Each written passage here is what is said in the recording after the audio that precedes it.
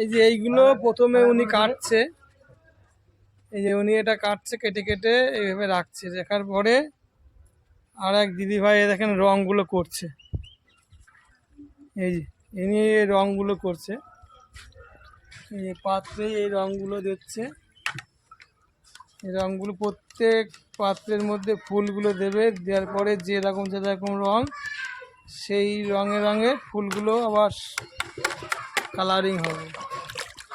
কিন্তু কালারিংগুলো ফুলে দিচ্ছে না, পাত্রের থেকে রস টেনে নিচ্ছে, যেমন জল যেমন টেনে নেয় ওইভাবে টেনে টেনে নিয়ে লাল কালার যে দিতে হয়, সব লাল কালার ফুলগুলো হবে। ফুলটা প্রথমে কি ছিল, সাদা ছিল তাই না? এই সাদা থাকার পরে এই ফুলটাকে আবার কালার করা আছে, তাই তো?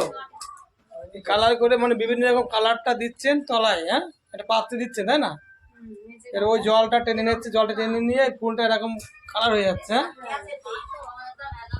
এই যে এই টাইপের একটা কালার হচ্ছে, এইগুলো আবার বাইরে যাবে।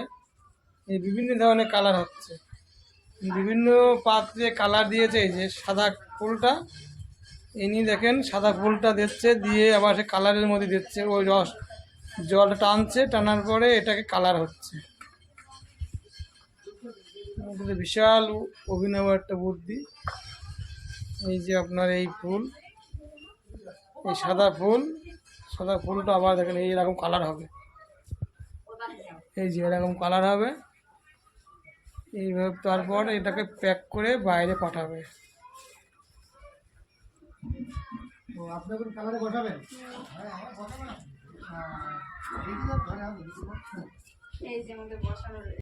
যে এই ফুলটা এই প্যাক করে দুটো করে 10টা বান্ডেল করা আছে।